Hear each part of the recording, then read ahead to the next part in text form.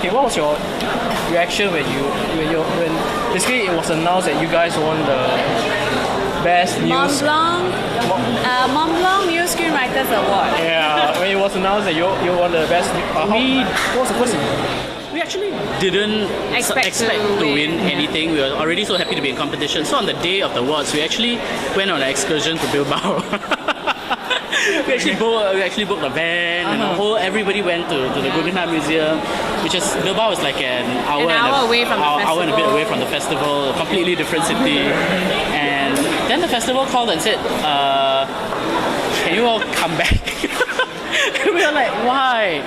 And then they said, "Oh, there's this." They had to bluff us because they couldn't reveal. So they said, "Oh, can you?"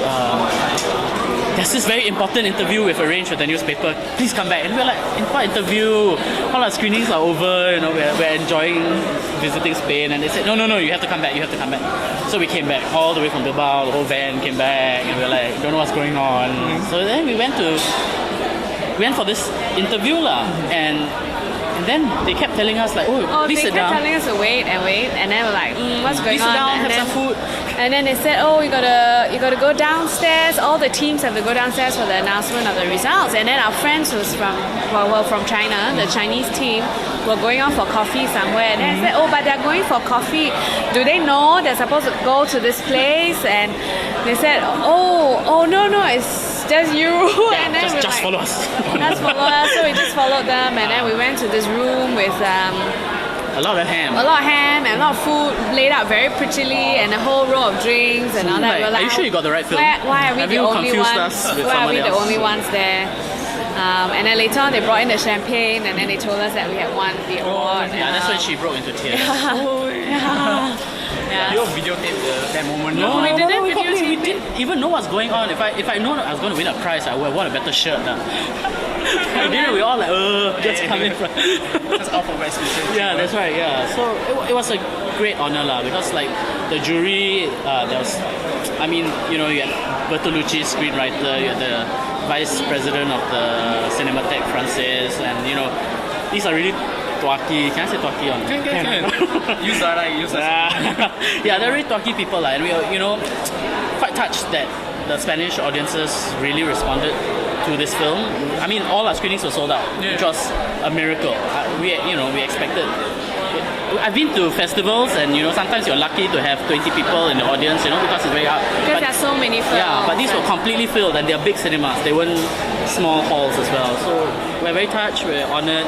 It's great to be back, I hope this gives some encouragement to other Singaporean filmmakers, Did the audience reflect to you why are they flocking to watch Singapore Dreaming in the film fest? Do you have any idea why is it so? We don't really know for sure, but some of the questions were kind of very interesting questions. I think partially it's because it's the first time that a Singaporean film is playing at the festival, and one of the questions that kept coming up again and again was the audiences kept saying that in the West there's a stereotype of Asia as being very zen.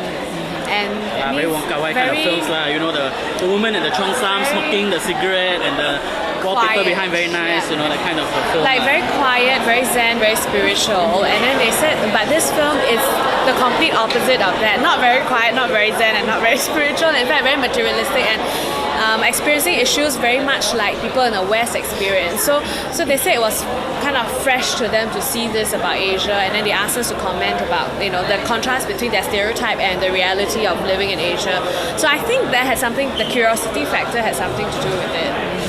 That it's about a different version of Asia from what they typically see. I heard you guys were being more like fans after the show.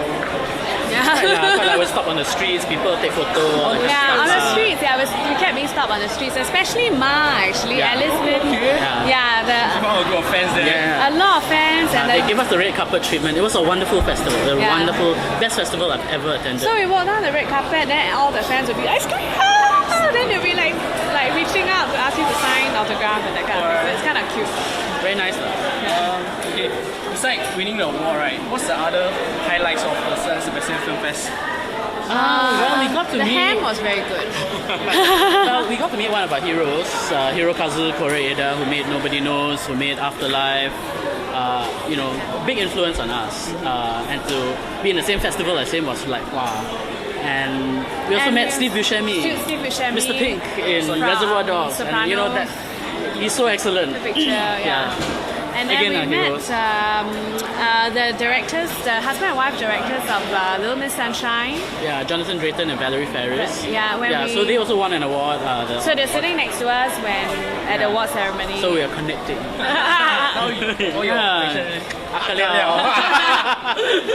Alright, and any interesting thing happened during your trip?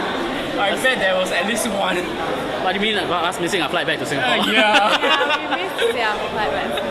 Yeah lah, misread the ticket lah. Maybe we're all blur already lah. Too much champagne. Yeah, but overall I think it was a really great place to be. We Richard Lowe ate a lot of ham. He did eat a lot of ham. He bought a lot of ham back also. Alright. Spanish ham, very interesting. Okay. Then you have a number of films lined up, right? Right now, do you have anything that's probably firm out that it will be your next film project? No. Still don't have. We don't need have- to rest lah. After this has been a very intense experience, and I think we need to go back and rest a while and take apart what we've done for this so that we can, you know, move to the next one, and hopefully things will go, you know, in a much more positive direction. Not that this didn't go in a positive direction, but we always have to improve and progress lah. So I guess we need to do a bit of thinking. Honey. Alright, thanks. Thanks, for Richard. it.